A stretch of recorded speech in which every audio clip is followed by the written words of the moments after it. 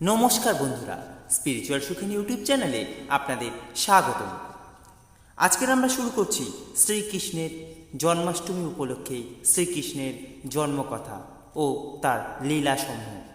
ভিডিওটি শুরু করার আগে অবশ্যই প্রত্যেকে ভিডিওটিকে একটি লাইক করবেন, শেয়ার করবেন এবং চ্যানেলে যারা নতুন আছেন অবশ্যই চ্যানেলটিকে সাবস্ক্রাইব করবেন। তো শুরু করছি আজকের আমরা শ্রীকৃষ্ণের মধুর লীলা। শ্রীকৃষ্ণের মধুর লীলা আরম্ভ করলেন সুত উগ্রসভা। দেবী ধরিত্রী মহাপাপের ভার সহ্য করতে না পেরে ব্রহ্মার কাছে গিয়ে কাতর কণ্ঠে নিবেদন করলেন, সৃষ্টিকর্তা, আপনি এই পৃথিবীতে মানবকুল মহাপাপে মগ্ন হওয়ায় আমি বড় বিচলিত। সবাই আকস্মিক ও অত্যাচারী হয়ে উঠেছে, আর আমি পাপভার বহন করতে পারছি না। আপনি পিতামহের বিহিত একটি ব্যবস্থা করুন। ব্রহ্মা পৃথিবীকে বললেন, শান্ত হও, তুমি চঞ্চলা হও না। ভগবান যুগে যুগে ভারতে অবতীর্ণ হন পাপভার বিনাশের জন্য। বর্তমানে আমিই তাকে পাপ বিনাশের জন্য প্রার্থনা জানাব। ব্রহ্মা অনন্তসায়ী বিষ্ণুকে স্তব ধারণা করে সন্তুষ্ট করে বললেন পৃথিবীর কথা। আরও বললেন, পৃথিবীকে দৈত্য ও অত্যাচারীদের কবল থেকে মুক্ত করুন।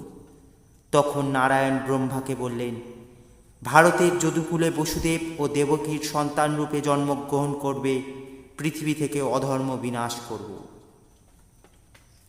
যদুবংশীয় রাজা ছিলেন বাহুক। তাঁর দুই পুত্র, দেবক ও উগ্রসেন। উগ্রসেন ভোজবংশের রাজা এবং তিনি কংসের পিতা। উগ্রসেনের 9 পুত্র ও 5 কন্যা। কংস ছিলেন সর্বজ্যেষ্ঠ।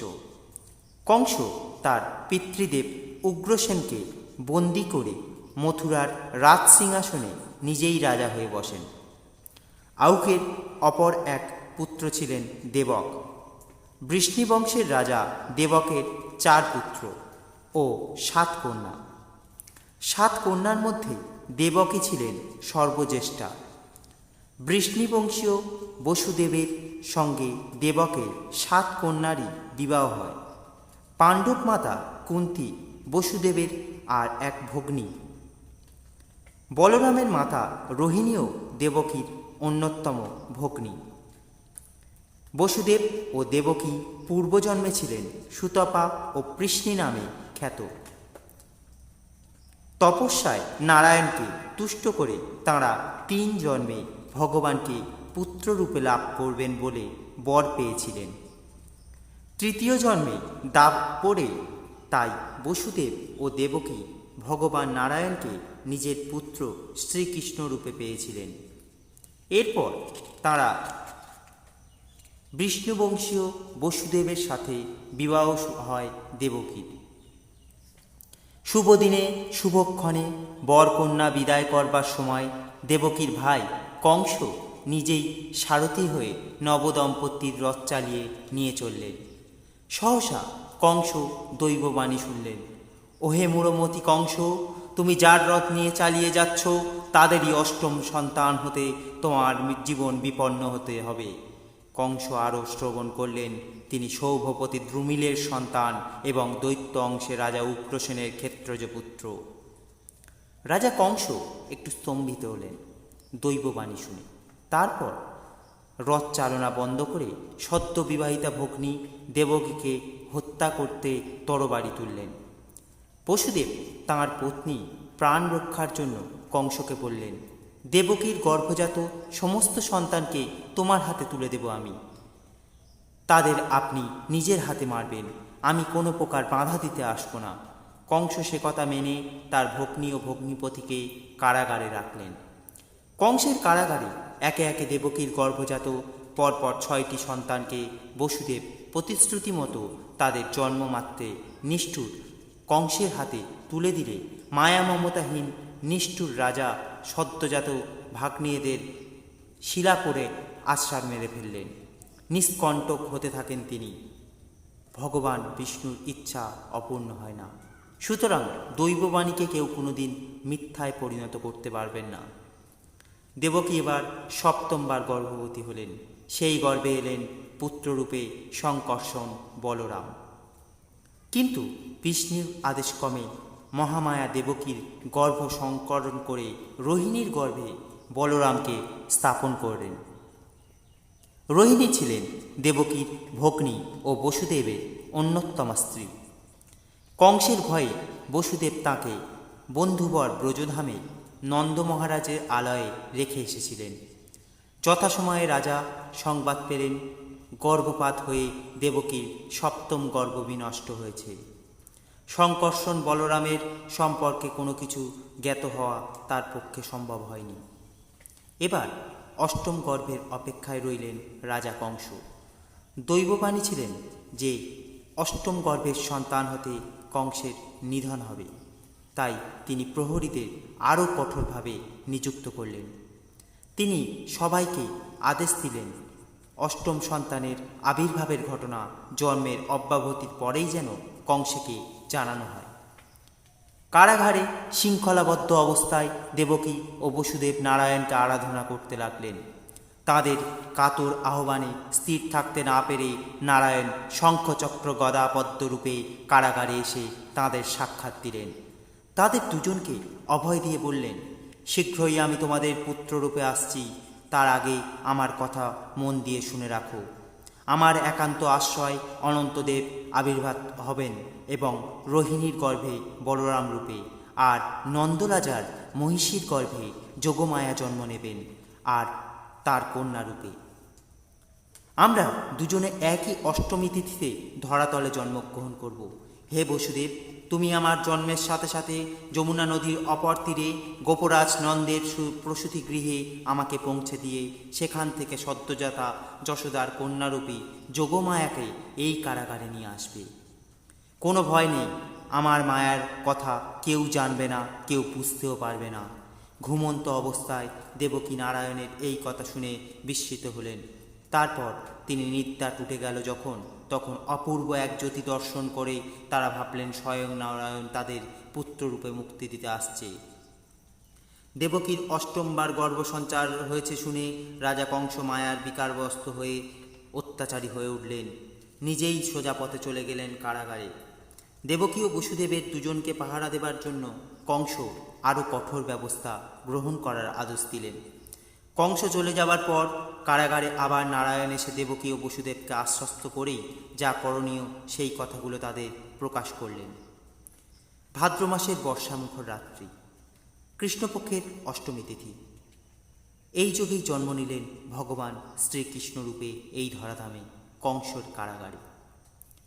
তখন প্রবল ঝড় বইছে, যমুনার দুকুল প্লাবিত হয়ে বয়ে চলেছে। দেবকীর সন্তান ভূমিষ্ঠ হতেই অপরূপ জ্যোতিতে কংস কারাগার উদ্ভাসিত হয়ে উঠল। দেবকী ও বসুদেব সেই শিশুর ভুবল ভোলানো রূপ দেখে পুত্র স্নেহে বিহ্বল হলেন। সন্তানকে কোলে নিয়ে দেবকী এক অসীম সুখাবেশে মূর্ছিতা হয়ে পড়লেন। নারায়ণের আদেশের কথা বসুদেবের মনে পড়ল। এখনই পুত্র সন্তানকে যমুনার উপারে গিয়ে নন্দের গোকুলে রেখে আসতে হবে। কংস এর জন্ম সংবাদ পেলেই যে কোনো সময় ছুটে এসে শিশুকে হত্যা করবে। দৃঢ় সংকল্পে বসুদেব পুত্রকে কোলে তুলে নিলেন। কারাগারের সমস্ত নিঃশব্দে সবকিছু দরজা খুলে গেল এবং কারাগার নিস্তব্ধ হয়ে স্তব্ধতার মায়ায় বশীভূত হয়ে গেল। বসুদেব স্মরণ করলেন শ্রীহরিকে।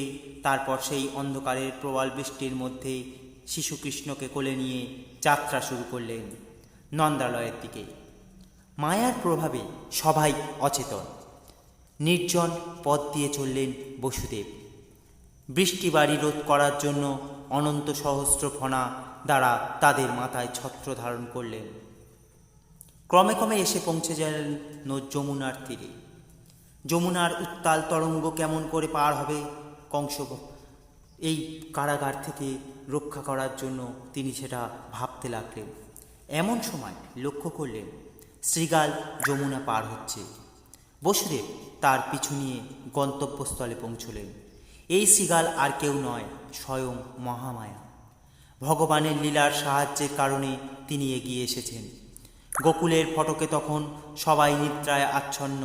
এমন সময় কৃষ্ণকে কোলে নিয়ে নন্দগৃহে পৌঁছলেন বসুদেব। সেখানে যশোমতী সবেমাত্র কন্যা প্রসব করে নিদ্রামগ্ন হয়ে পড়েছেন। এই তো উপযুক্ত সময়। যশোমতীর কোলের কাছে আপন পুত্র সন্তানটিকে রেখে তিনি কন্যা সন্তানটিকে নিয়ে চলে গেলেন কংসের কারাগারে। তখনও প্রহরীগণ মায়ার নিদ্রায় অচেতন এবং কংসপুরী পুরোপুরি নিস্তব্ধ। দেবকীও সেইরূপ নিদ্রাগতা। পুত্রের স্থলে কন্যাকে রাখলেন বসুদেব। ভগবানের ইচ্ছা পূর্ণ হল। দেবকীর অষ্টম গর্ভের সন্তান জন্মগ্রহণ করেছে সংবাদ পেয়ে প্রভাতে নিদ্রা ত্যাগ করে তরবারি হাতে কারাগারের দিকে এগিয়ে চলেছেন দুষ্মতি কংস। কংসের মূর্তি দেখে বসুদেব ও দেবকী ভাবলেন, আর রক্ষা নেই, এইবার এই নবজাত শিশুটি এখনই শেষ হয়ে যাবে। অষ্টম সন্তানকে কংস নিজেই হাতে অত্যাচার করতে চায় এবং তাকে হত্যা করতে চায়। দেবকী কংসের কাছে অনুনয় বিনয় করলেন, বললেন, তুমি আমার আগের 6টি ছেলেকে নির্মমভাবে হত্যা করেছ। আমি তো তোমায় কিছু বলিনি। এটা আমার শেষ কন্যা সন্তান। একে তুমি মেরো না, এর কোনো ক্ষতি করো না, তুমি একে বাঁচতে দাও। কংস তখন দেবকীকে বললেন, কন্যা হোক আর পুত্র হোক, সে তোমার অষ্টম সন্তান, সে আমার শত্রু, তাকে আর জীবিত রাখা চলে না। এই বলে দেবকীর কোল থেকে সবলে কন্যাটিকে ছিটিয়ে নিয়ে পাথরে আছাড় মারতে উদ্যত হলেন। কংসের হাত থেকে ছেড়ে শিশু কন্যাটি উঠে গেলেন আকাশের উঁচুতে। কংসকে উদ্দেশ্য করে বললেন, তোমারে বধিবে যে, গোকুলে বাড়িছে সে। দৈববাণী শুনে কংস ভীত হয়ে স্তম্ভিত হলেন। তখন তিনি নিজের হাতে বসুদেব ও দেবকীর শৃঙ্খল মোচন করলেন। তাদের সন্তানদের হত্যা বৃথাই করা, এই ভেবে তিনি শিশু কল্যাণটিকে ছেড়ে দিলেন। তারপর প্রচুর ধনরত্ন দিয়ে তাদেরকে মুক্ত করে দিলেন। এবার দিবারাত্র চিন্তা শ্রীহরির হস্তে মৃত্যুলাভ। এদিকে কৃষ্ণকে পুত্ররূপে পেয়ে নন্দ মহারাজের গৃহে গোকুলে এক মহানন্দের জোয়ার বইতে লাগল। গোপিনীগণ সবাই কৃষ্ণকে দেখে আনন্দে অধীর হয়ে গেল এবং রাজা কংস মন্ত্রী ও অন্যান্যদের নিয়ে দৈববাণীর আশঙ্কার কথা আলোচনা করতে লাগলেন। মন্ত্রীগণ পরামর্শ দিলেন, নিশ্চয়ই দেবকীর পুত্র হয়েছে এবং সে এই রাজ্যেই আছে। আপনি ধর্মমতে অন্বেষণ করলে তাকে পাবেন না। এখনই অধর্মরূপে আপনাকে অবলম্বন করা বিধেয়। কংস তাদের কথা কোনো মতে ভেবে আনন্দিত হলেন এবং সেকেজে নিয়োগ করলেন মায়াবিনী রাক্ষসী পুতনাকে। পুতনা মায়া বলে সুন্দরী রমণীর বেশ ধারণ করে সারা রাজ্যে ঘুরে ঘুরে শিশুদের মুখে বিষমাখা স্তন দিয়ে মেরে ফেলতে লাগলেন। এরপর সহসা পুতনা নন্দগৃহে গিয়ে হাজির হলো।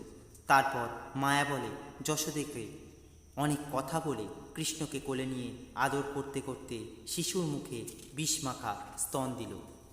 অন্তর্যামী ভগবান বুঝতে পেরে তাঁর স্তনে এমনভাবে টান দিল যে পুতনা যন্ত্রণায় কাতর হয়ে নিজ মূর্তি ধারণ করে মাটিতে শুয়ে পড়ল।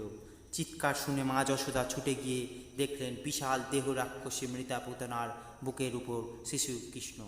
এই দৃশ্য দেখে যশোদা মূর্ছা গেলেন। পুরো নাগরিকগণ ছুটে এসে কৃষ্ণকে কোলে নিয়ে যশোদাকে সেবা শুশ্রূষা করতে লাগলো।